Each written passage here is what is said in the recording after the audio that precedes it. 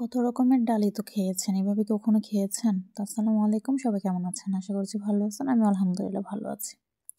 তো এরকম ডাল খাওয়ার কথা বলা হইছে এইজন্য যে ক মানে মুগের ডাল দিয়ে তো মাছের মাথা খেয়েছেন বা মাছের ডাল দিয়ে খাওয়া হইছে। কখনো কি মসুরের ডাল দিয়ে মাছের মাথা রান্না করে খাওয়া হয়েছে?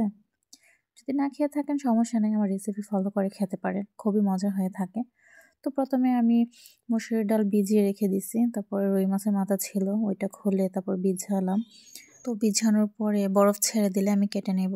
তারপরে এখানে এই যে মসুর ডাল যে ভিজিয়ে রেখেছিলাম, ওইটা একটা পাতিলে দিয়ে দিলাম। কারণ ভিজিয়ে রাখলে ডালটা নরম হয়ে যায়, তাহলে তাড়াতাড়ি খুবই সিদ্ধ হয়ে যায়। তো আমি এখানে রসুন-টসুন কোনো কিছুই দেই নাই। তো এখানে আমি একটু নুন দিয়ে তারপর ডালটা একপাশে বসাই দিয়েছি যেন ভালোভাবে সিদ্ধ হয়। তো অপর পাশে আমি মাছের মাথাটা কেটে নিচ্ছি। কেটে নেওয়ার পরে এখানে হলুদ আর নুন দিয়ে আমি মাখায় নিচ্ছি। তো মাখানোর পরে আমি মাছের মাথাটা ভেজে নেব। এটা যদি মনে করেন যে বাজার থেকে এনে শুধু রান্না করে খাবেন, তাহলে মাছের মাথাটা আর ভাজার দরকার নাই। তারপর আমি এখানে ভালো করে ভেজে নিচ্ছি, কারণ আমার এটা ফ্রোজেন ছিল। তো ভাবলাম একটু ভেজে নিলে ভালো লাগবে। তারপর এখানে এই যে আমি মাছের মাথাটা ভালো করে কড়কড়া করে ভেজে নিচ্ছি যেন কোনো সমস্যা না থাকে। আর আমি কাঁচা মাছ এমনিতেও খেতে পছন্দ করি না। তারপর এই যে অপর পাশে ডালটা মোটামুটি সেদ্ধ হয়ে গেছে। তো এখানে আমি একটু করলাম, টমেটো দিয়ে দিলাম যেন মজা লাগে বেশি একটু বা ফ্লেভার আছে টমেটোর একটা। তারপর আমি এখানে ভালো করে রসুন পেঁয়াজ ভেজে নিচ্ছি। তো ভেজে নেওয়ার পর আমি সব রকম মশলা একের পর এক দিয়ে দিব। তো এখানে মশলা বেশি ব্যবহার করার দরকার নাই, যেহেতু এটা ডাল। তো অল্প পরিমাণের হলুদ, একটু নুন, তারপরে হয়েছে একটু মরিচ দিয়ে দিব।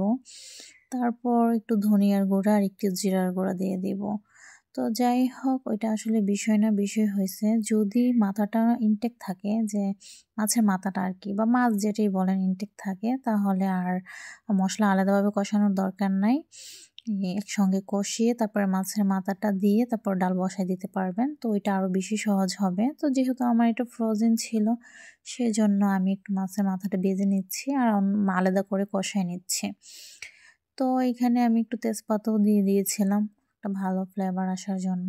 তারপরে আমি এই যে মাছের মাথাটা ভেঙে দিচ্ছি, কারণ মাছের মাথাটা যখন ভাঙা ভাঙা হয়ে যাবে তখন আরও বেশি খেতে ভালো লাগবে। তারপরে এই যে আমি ডালের সঙ্গে মিক্স করে দিচ্ছি। তো ডালের সঙ্গে মিক্স হয়ে গেলে এখানে ভালো করে বলক উঠে যাবে। তারপর এখানে বলক ওঠার পরে আমি এখানে ধনিয়া পাতা আর কাঁচামরিচ দিব, কারণ ডালের প্রধান জিনিসই হয়েছে এই দুইটা। তারপর আমি এখানে ধনিয়া পাতা আর কাঁচামরিচ দিয়ে দিচ্ছি।